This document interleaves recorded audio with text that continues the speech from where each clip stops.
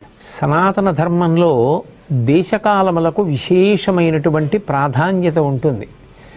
ఒక్కొక్క కాలమునందు ఈశ్వరుడి యొక్క అనుగ్రహం చాలా విశేషంగా ఉన్న కారణం చేత ఒక జీవిత పర్యాంతానికి సరిపడినటువంటి ఉపాసన ఆ రోజు చేసుకోవడానికి సాధ్యమవుతుంది. అటువంటి వాటిలో ఒక తిథి మహాశివరాత్రి. అందుకే జన్మానికి ఒక శివరాత్రి అని పేరు వచ్చింది. ఆ మహాశివరాత్రి మాఘమాసంలో వచ్చేటటువంటి కృష్ణపక్షంలో అర్ధరాత్రి వేళటికి చతుర్దశి పరివ్యాప్తమైతే దాన్ని మహాశివరాత్రి అని పిలుస్తారు. మనకి దక్షిణాయనం ఉత్తరాయణం రెండు ఆయనములు. ఇందులో శ్రావణ మాసంలో బహుళపక్షంలో వచ్చేటటువంటి అష్టమి తిథి నాటి అర్ధరాత్రి వేళ కరచరణాదులతో కృష్ణ పరమాత్మ ఆవిర్భవించారు. ఆయన అర్ధరాత్రి రావడానికి కారణం జగద్గురువై లోకమునకు అజ్ఞానపు చీకట్లు పోగొట్టి దేశకాలములతో సంబంధం లేకుండా అందరూ తరించడానికి వీలైనటువంటి ప్రస్థానత్రయంలో ఒకటైనటువంటి భగవద్గీతని ఇచ్చారు. మళ్ళీ అక్కడ నుంచి 6 నెలలు లెక్క పెడితే మాఘమాసం వస్తుంది. శ్రావణం నుంచి భాద్రపదం, ఆశ్వయుజమాసం, కార్తీకం, మార్గశీర్షం, పుష్యం, మాఘం.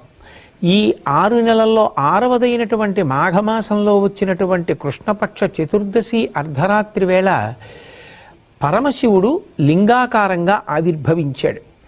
అది ఎంత పెద్ద లింగము అంటే యజుర్వేదం దాని గురించి మాట్లాడింది.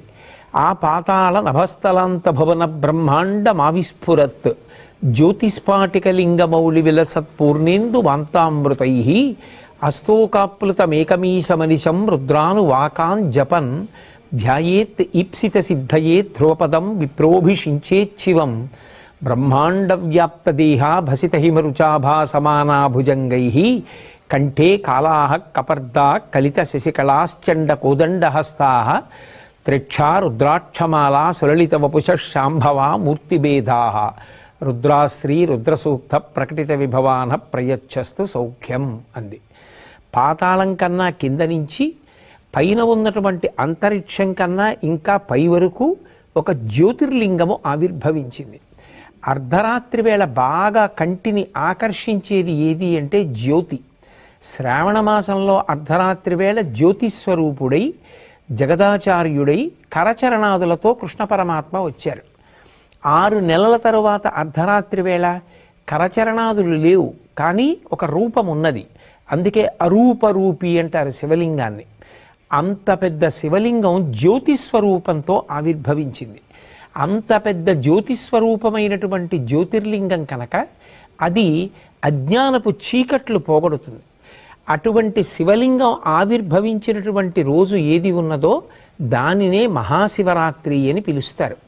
మనకి ఒక్కొక్క తిథిని ఎలా చేసుకోవాలి అన్నదానికి ఋషిప్రోక్తమైనటువంటి కల్పం ఉంటుంది. మహాశివరాత్రి ఉపవాసము జాగరణ రెండిటినీ కూడా చేసేటటువంటి తిథి. అందుకే ఆ రోజు తెల్లవారుజామున అంటే బ్రాహ్మీ ముహూర్తంలో నిద్రలేచి నిత్యకర్మానుష్ఠానం పూర్తి చేసుకొని చక్కగా పరమశివుణ్ణి విశేషమైనటువంటి ఆరాధన చేస్తారు. ఉపవాసం ఉంటారు. ఉపవాసము అన్న మాటకు అర్థం ఏమిటంటే ఎటువంటి సాత్వికమైన పదార్థాన్ని తీసుకుంటే కనురెప్ప పడిపోకుండా నిద్ర రాకుండా మనసు భగవంతుని పాదముల యందు నిలబడుతుందో అటువంటి ఆహారమును పరిమితంగా తీసుకుని శరీరాన్ని భగవంతుని యొక్క ఉపాసన యందు నిలబెట్టుకోవడానికి యోగ్యంగా సిద్ధం చేసుకుంటారు. కంటికి కడుపుకి దగ్గర సంబంధం. కడుపు నిండా తినేసామనుకోండి కనురెప్ప పడిపోతుంది. మనసు బాగా సత్వగుణంతో నిలబడాలి అంటే ఉపవాసము, భగవంతుడికి దగ్గరగా నిలబడాలి అంటే దానికి వీలైనటువంటి మార్గంలో సాత్వికమైనటువంటి ఆహారాన్ని పరిమితంగా తీసుకుంటారు. ఏదో కాసిని పాలు, కొద్దిగా పండు ముక్కలు ఇటువంటివి తీసుకొని సత్వగుణంతో మనసు నిలబెట్టి తద్వారా భగవంతుని యొక్క ఆరాధన చేసి 5 జ్ఞానేంద్రియములను మార్చి మార్చి భగవంతుని యొక్క ఆరాధన యందు ఉపయోగిస్తారు. దాన్ని ఉపవాసము అని పిలుస్తారు. ఏ కారణం చేతనైనా శరీర ఆరోగ్యం అనుమతించకపోతే వైద్యుని సలహా మేరకు ఆహారం తీసుకున్నా వచ్చేటటువంటి ఇబ్బంది ఉండదు. వైద్యుడే శివస్వరూపం ప్రథమో దైవ్యోభిషకౌ అంటుంది యజుర్వేదం. శివుని యొక్క మొదటి రూపం వైద్యుడు. ఆ వైద్యుడే నువ్వు ఆహారం తిను అన్నాడు అనుకోండి, అప్పుడు తిన్నా వచ్చిన దోషమేం లేదు.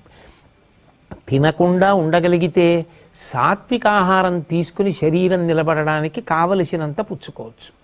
5 ఇంద్రియములను మార్చి మార్చి శివారాధన యందు ఉపయోగిస్తారు. కన్ను ఉందనుకోండి, ఆ కంటితో ఒక దేవాలయానికి వెళ్ళి దేవాలయ గోపురం, దేవాలయ ప్రాకారం, నందీశ్వరుడు, పరివార దేవతలు, చండీశ్వరుడు, నటరాజస్వామి, దక్షిణామూర్తి, ఆలయ శిఖరం, ఆలయం గంటలు, వీటన్నింటినీ కూడా చూస్తూ గడిపి శివలింగ దర్శనం చేసి ఆనందం పొందుతారు. అలాగే చెవులతో కొంతసేపు శివ సంబంధమైనటువంటి కీర్తనలు వింటూ, వేదమంత్రాలు వింటూ, పెద్దలు చెప్పేటటువంటి మంచి మాటలు వింటూ గడుపుతారు. శరీరంతో ఏదో భగవంతుడికి కావలసినటువంటి గంధాన్ని తీస్తూ, బిల్వదళాలని సిద్ధం చేస్తూ, పువ్వులు కోసి తీసుకొచ్చి మార్చి మార్చి శరీరాన్ని, ఇంద్రియాల్ని యాంత్రికమైనటువంటి స్థితిని పొందకుండా ఉండడం కోసం, ఉత్సాహం నిలబడడం కోసం భగవత్ సేవలో ఉపయోగిస్తారు. ఉపయోగించి శివాభిషేకం చేస్తారు. మనకి ఈ దేశంలో గొప్ప ఆశీర్వచనం ఏమి అంటే, మీరు చల్లగా ఉండండి అంటారు. మీరు చల్లగా ఉండాలి, మీ ఇల్లు చల్లగా ఉండాలి, మీ అమ్మగారి కడుపు చల్లగా ఉండాలి, మీ అందరూ చల్లగా ఉండాలి. చల్లగా ఉండాలి అన్న మాటకు అర్థం ఏమిటంటే, మనసు ఉద్వేగం పొందవలసిన అవసరం లేకుండా, తాపం లేకుండా అందరి యొక్క అవసరములు తీరి అందరూ ప్రశాంతంగా ఉండేటటువంటి స్థితి కలగాలి. అలా కలగాలి అంటే మీరందరూ చల్లగా ఉండాలి అని ఆశీర్వచనం చేస్తారు. అందరూ చల్లగా ఉండడం ఎప్పుడు సాధ్యమవుతుంది? అంతటా వ్యాపించినటువంటి శివలింగము చల్లబడాలి. సహజంగా శివలింగం మీద చంద్రబింబం ఉన్న కారణం చేత ఆ చంద్రుడిలోంచి స్రవించేటటువంటి అమృత ధారల చేత శివలింగం చల్లబడుతూ ఉంటుంది. దానికి సంకేతంగా శివాలయంలో శివలింగం మీద ధారాపాత్ర ఉంచి అందులోంచి సన్నటి ధార ఎప్పుడూ పడేటట్టుగా ఉంచుతారు. మనం కూడా ఆ రోజున పార్థివలింగం చేసి కానీ, శివాలయంలో ఉండేటటువంటి శివలింగాలకి కానీ అభిషేకం చేశామనుకోండి, దాని చేత శివలింగాలు చల్లబడతాయి. లింగం చల్లబడింది అన్న మాటకు అర్థం ఏమిటంటే, ఒక్క నా ఊరు, నా కుటుంబం, నా వీధి కాదు, అందరూ చల్లగా ఉండాలి. ప్రపంచంలో ఉన్న వాళ్ళందరూ చల్లగా ఉండాలి. ఎవరి మధ్య వైషమ్యాలు ఉండకూడదు. అందరూ ప్రశాంతంగా ఉండాలి. మనిషి ఉద్వేగపడడానికి కారణం ఆకలి. ఆకలి వేసి అన్నం దొరకకపోయినా ధర్మం నిలబడదు. ఆకలితో ఉన్న ప్రజలు ధర్మాన్ని పాటించమంటే ఎలా పాటిస్తారు? నీరు దొరకకపోతే ధర్మం నిలబడదు. అందుకే అందరి అవసరాలు తీరాలి. తీరాలంటే భగవదనుగ్రహంతో పడవలసినటువంటి వర్షములు సకాలంలో పడాలి. శం ద్విపదే, శం చతుష్పదే. 2 కాళ్ళున్న ప్రాణులే కాదు, 4 కాళ్ళున్న ప్రాణులు కూడా కడుపు నిండా ఆహారం తిని అంతటా చల్లబడి అందరూ చల్లగా సంతోషంగా ఉండాలి. ధర్మ మార్గంలో నడవాలి. ఎవరు ఎవరిని చెనకకూడదు. దాని వలన శాంతి కలగాలి. అటువంటి స్థితి కలగాలి అంటే అది కేవలం ఏదో ఒక విషయాన్ని చేస్తే కుదిరేది కాదు. శివలింగాన్ని ఆరాధన చేసి ఆ కాలమునందు శివలింగానికి అభిషేకం చేస్తే ఆ శివలింగం చల్లబడితే లోకమంతా చల్లబడుతుంది. అందరి కోరికలు తీరుతాయి. అందుకే లోకమంతా చల్లగా ఉండడానికి అందరూ తమ వంతుగా చేసేటటువంటి ఆరాధన మహాశివరాత్రి. అటువంటి మహాశివరాత్రి నాడు చక్కగా శివలింగ ఆరాధన చేసి శివానుగ్రహం పొందడము అంటే కొన్ని కోట్ల జన్మలుగా వస్తున్నటువంటి అజ్ఞానపు చీకట్లు విచ్చిపోయి ఈశ్వరానుగ్రహం చేత ఆ జ్ఞానమనేటటువంటి జ్యోతి లోపల వెలుగుతుంది. ఆ జ్ఞానము కలిగితే ఇక మళ్ళీ పుట్టవలసిన అవసరాన్ని పోగొట్టుకుంటాడు. అందుకే జన్మానికి ఒక్క శివరాత్రి అయినా చెయ్యండి అంటారు. ఒక బిల్వదళంతో అర్చన చేయడం, తుమ్మిపూలతో అర్చన చేయడం, పంచామృతాలతో అభిషేకం చేయడం, అలాగే ఆ కాలమునందు దొరికేటటువంటి పుష్పములను సేకరించి ఈశ్వరార్చన చెయ్యడం, భాగవతులందరూ కూర్చుని చక్కగా భజన చేసుకోవడం, ఇవన్నీ కూడా మహాశివరాత్రి నాడు విధింపబడినటువంటి విశేషాలు. దీనితో పాటుగా జాగరణ అనేటటువంటిది మిగిలినటువంటి ఏ తిథి నాడు కనపడనిది ఒక్క మహాశివరాత్రి నాడే కనపడుతుంది. జాగరణ అన్న మాటకు అర్థం ఏమిటంటే మెలకువగా ఉండుట. సాధారణంగా మనందరం మెలకువగా ఎప్పుడు ఉంటాం? పగటి వేళ మెలకువగా ఉంటాం. రాత్రి వేళ నిద్రపోవడం విధింపబడింది. నిద్రపోవాలి తప్ప నిద్రపోకుండా తెలివిగా ఉండకూడదు. కానీ ఒక్క మహాశివరాత్రి నాడు మాత్రం జాగరణ చేస్తారు. జాగరణ అంటే కేవలం తెలివిగా ఉండడం, కేవలం నిద్రపోకుండా ఉండడం అని కాదు దాని అర్థం. జాగరణ చేస్తున్నాడు అన్న మాటకు అర్థం ఏమిటంటే ఆ రోజున మెలకువగా ఉన్నాడు అంటే తనని తాను పరిశీలిస్తున్నాడు, జాగ్రత్త పడుతున్నాడు. ఎందుకు మెలకువగా ఉన్నాడు అంటే ఏదైనా తనని పట్టుకోకూడనిది వచ్చి పట్టుకుంటుందేమో అని జాగ్రత్త పడుతున్నాడు. ఎక్కడి నుంచి వచ్చి పట్టుకుంటుంది? ఏదో బయట నుంచి వచ్చి పట్టుకునేది కాదు. కొన్ని కోట్ల జన్మల నుంచి మళ్ళీ పుట్టి మళ్ళీ చచ్చి మళ్ళీ పుట్టి మళ్ళీ చచ్చి జనన మరణ చక్రమనందు తిరగడానికి కారణం అరిషడ్వర్గములకు వశం కావడం. కామక్రోధ లోభ మద మోహ మాత్సర్యములనేటటువంటి 6 శత్రువులు ఎక్కడో ఉండరు, ఇక్కడే కూర్చుని ఉంటారు. కామక్రోధశ్చ లోభశ్చ దేహే తిష్టంతి తస్కరాహ జ్ఞానరత్నాపహారాయ తస్మాత్ జాగ్రత్త జాగ్రత్త అంటారు. ఎప్పుడూ జాగ్రత్తగా ఉండు. అవి ఎప్పుడు పైకి లేస్తాయో తెలీదు. కామము, క్రోధము, లోభము, మదము, మోహము, మాత్సర్యము అనబడేటటువంటి 6 శత్రువులు కొంచెం ధ్యానం చేసి కొంచెం భక్తిగా ఉందామని ప్రయత్నం చేసేటప్పటికీ లోపల నుంచి ఆ శత్రువు పైకొచ్చి ఆ ఉపాసనని ధ్వంసం చేసి మనిషిలో రాక్షసత్వం కలిగేటట్టు చేస్తాడు. ఒక రాత్రంతా జాగరణ చేయడము అన్న మాటకు అర్థం ఏమిటంటే ఇటువంటివి తన దరికి చేరకుండా ఉండడానికి జాగ్రత్త పడడాన్ని అభ్యాసం చేస్తాడు. వీటన్నిటికీ విరుగుడేమిటి అంటే అవి మనని పట్టుకున్నాయి, మనం దాన్ని పట్టుకోలేదు. కామం నన్ను పట్టుకుంది, కామాన్ని నేను పట్టుకోలేదు. కోపం నన్ను పట్టుకుంటుంది, కోపాన్ని నేను పట్టుకోలేదు. లోభం నన్ను పట్టుకుంది, నేను లోభాన్ని పట్టుకోలేదు. అవి నన్ను వదిలిపెట్టాలంటే దానికి పరిష్కారం ఏమిటంటే ఏది చూస్తే దానికి చికాకు కలుగుతుందో అది కనపడితే అది వదిలేస్తుంది. ఉదాహరణకి జలగ పట్టుకుందనుకోండి, నెత్తురు తాగేస్తూ ఉంటుంది. మీరు జలగ పట్టుకుందని దాన్ని వదిలించుకుందామని పట్టుకుని లాగారనుకోండి, సాగుతుంది తప్ప వదలదు. అందుకే వీడు జలగలా సాగుతున్నాడు రా అంటారు. అప్పుడు ఏం చేస్తారు? జలగ ఎక్కడ పట్టుకుందో అక్కడ ముగ్గు తీసుకొచ్చి వేస్తారు. జలగ నోటి దగ్గర ముగ్గు వేస్తే దానికి ఆ ముగ్గు అంటే పరమ అసహ్యం, వెంటనే వదిలిపెట్టి కింద పడిపోతుంది. ముగ్గు తగిలితే జలగ వదిలిపెట్టేసినట్టు భగవత్ సంబంధమైన విషయములు ఏవి లోపలికి వెడుతున్నా ఇవి పైకి లేవవు. అగ్ని పైకి లేస్తోందనుకోండి, దీప్తమగ్ని వివాంభస అంటారు. నీరు పోసారనుకోండి అగ్ని చల్లారిపోతుంది. నెయ్యి పోస్తే అగ్ని పైకి లేస్తుంది. కోరికలు తీర్చుకున్న కొద్దీ కోరికలు విజృంభిస్తాయి. నాకు కోపం ఎక్కువ అండి అని అదేదో గొప్ప అనుకుంటే కోపం ఎక్కువే అవుతుంది. వాటిని పరిశీలించుకోవాలంటే అవి దేన్ని పోస్తే అణిగిపోతాయో పరిశీలించాలి. ఆ పరిశీలించేటటువంటి రాత్రి ఏది ఉందో, ఏనాడు నువ్వు మెలకువగా ఉండి ఏవి నిన్ను అజ్ఞానపు చీకటిలోకి నెట్టేస్తున్నాయో వాటిని పరిశీలించేటటువంటి రాత్రికి జాగరణమని పేరు.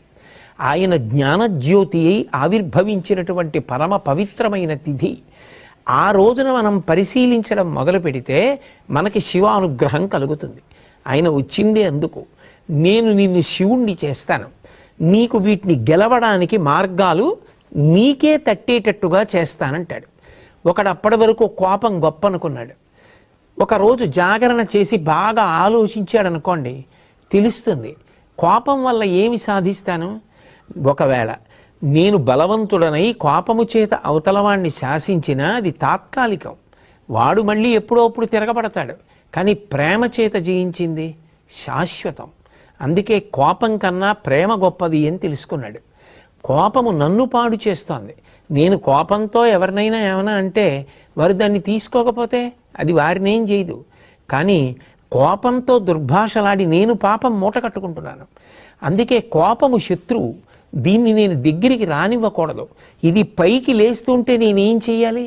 అది లేవకుండా నీళ్లు పొయ్యాలి. ఏమిటా నీళ్లు? ఈశ్వర చింతనము. నేను వెంటనే ఓ గదిలోకి వెళ్ళి కూర్చుని భగవంతుడి గురించి ఆలోచించడం మొదలుపెట్టాను అనుకోండి, ఆయన లోకం కోసం హాలాహలాన్ని భక్షించి అందరూ దేన్ని నిరసిస్తారో దాన్ని తీసుకెళ్ళి నెత్తి మీద పెట్టుకున్నాడు. చంద్రుడు తప్పు చేశాడని లోకమంతా విమర్శించింది. ఆ చంద్రుడిని తెచ్చి నెత్తి మీద పెట్టుకున్నాడు. హాలాహలం బయటికెడితే పాడు చేస్తుందని కంఠంలో పెట్టుకున్నాడు. మనం కూడా భగవంతుణ్ణి చూసి మంచిని నేర్చుకోవాలి. నేను కూడా శివుళ్ళ బతకాలి. ఏది లోకాన్ని పాడు చేస్తుందో అది మాట్లాడకూడదు, కంఠంలో దాచుకోవాలి. ఎంత తప్పు చేసిన వాడైనా మారతాను అని వచ్చినప్పుడు నెత్తి మీద పెట్టుకోవాలి తప్ప ఎప్పుడో తప్పు చేశావని దూరం పెడితే మారే అవకాశం ఎలా కలుగుతుంది? శివారాధన చేస్తాడు అన్న మాటకు అర్థం ఏమిటంటే శివుళ్ళ బ్రతకడం అలవాటు అవుతుంది. జాగరణ చేశాడు అన్న మాటకు అర్థం ఏమిటంటే చీకటి పడిందని పడుకున్నాడు తలుపులేసుకొని. ఆ రోజు పడుకోలేదు, మెలకువగా ఉన్నాడు. ఆ చీకటిని గెలవడానికి కారణాలు వెతికాడు. నన్ను అజ్ఞానపు చీకటిలోకి తోసేస్తున్న అరిషడ్వర్గములను నేను ఎలా గెలవాలి? బాగా భగవంతుని యందు మనసు పెట్టాడు, ధ్యానం చేశాడు, మంచి గ్రంథపఠనం చేశాడు, శివారాధన చేశాడు, అర్ధరాత్రి కూడా అభిషేకం చేశాడు, పెద్దల మాటలు విన్నాడు, కీర్తనలు విన్నాడు, ఆలోచించాడు, పూజ చేశాడు. మనసుని మార్చి మార్చి ఇంద్రియములతో కలిపి భగవంతుని యొక్క పాదముల దగ్గర పెట్టగా అరిషడ్వర్గములను గెలవడానికి కావలసినటువంటి మార్గములు ఇక్కడే ప్రచోదనమవుతాయి. ఇప్పుడు ఆ అరిషడ్వర్గములను గెలవడం చేతనైంది. ఆయన ఎవరవుతాడు? పశువు పశుపతి అయిపోయాడు. ఎందుకని? అప్పటి వరకు పట్టుకున్న కర్మపాశములు తెగిపోయి భగవంతుని యందు ఐక్యమయ్యాడు. చిరంజీవన్నేవ క్షపిత పశుపాశ వ్యతికర పరానందాభిక్యం రసయతి రసం తద్భజనవాన్ అంటారు శంకర భగవత్పాదుల సౌందర్యలహరిలో. ఆ భగవంతుని యొక్క అనుగ్రహం కలిగితే కర్మపాశములు తెగిపోతే పశుత్వం పోయి పశువు పశుపతి యందు ఐక్యమయ్యాడు. అలా ఉపాసన చేయడానికి యోగ్యమైన రోజు. ఎందుకని? ఆయనే జ్ఞానజ్యోతిగా ఆవిర్భవించాడు.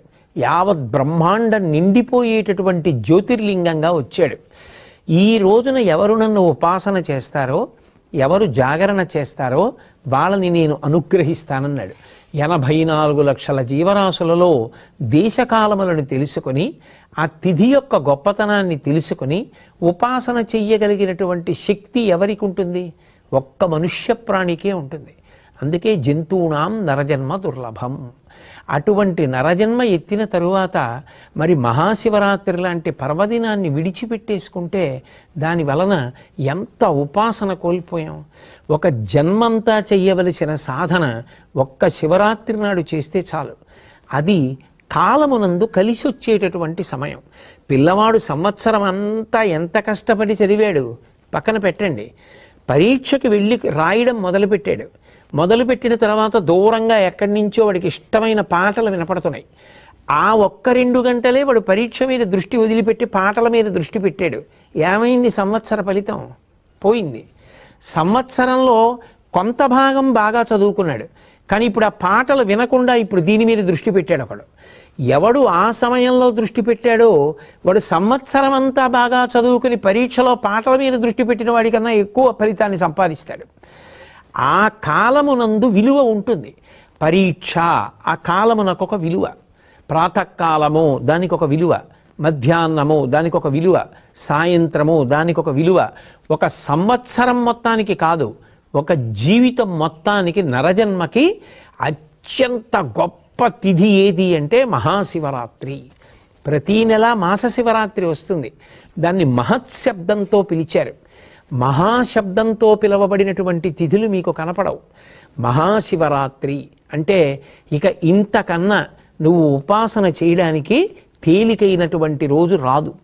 అందుకే ఆ రోజు మీరు తెలిసి చెయ్యండి, తెలియక చెయ్యండి, కొన్ని కోట్ల రెట్ల ఫలితాన్ని భగవంతుడు అనుగ్రహించేస్తాడు.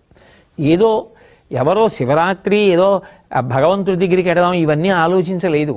ఆయన ఆవు కట్టుకొయ్యి నుంచి పలుపు తప్పించుకు పరిగెత్తింది, ఆయన ఆవు కోసం పరిగెత్తాడు. ఆవు శివాలయంలో దూరింది, ఆయన దూరాడు. ఆవు శివాలయం చుట్టూ తిరిగింది, ఈయన ఆవు కోసం తిరిగాడు. ఆవు బయటికి పోయింది, ఈయన బయటికి పోయాడు. కానీ ఈశ్వరుడు అంటాడు, ఇవాళ మహాశివరాత్రి, నువ్వు తెలిసొచ్చావో తెలియకొచ్చావో నాకు అనవసరం. ఆవు కోసం వచ్చావో దూడ కోసం వచ్చావో నా చుట్టూ తిరిగావు కదా, నువ్వు ఇవాళ చేసిన ప్రదక్షిణాన్ని కోట్లతో హెచ్చించి నీకు ఫలితాన్ని ఇస్తున్నానంటాడు. అంటే ఒక్కొక్క కాలమునందు చేసేటటువంటి ఉపాసనకి అంత శక్తి ఉంటుంది.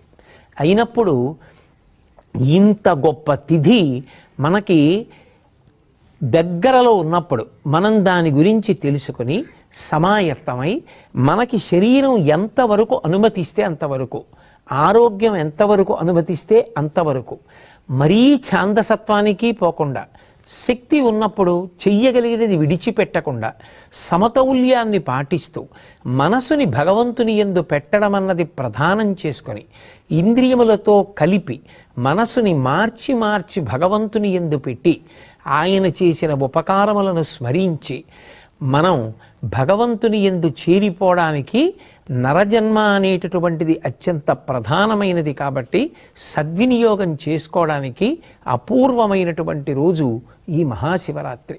అటువంటి మహాశివరాత్రిని మనందరం భక్తి శ్రద్ధలతో ఆచరించి పరమేశ్వరానుగ్రహానికి పాత్రులమవుదాం.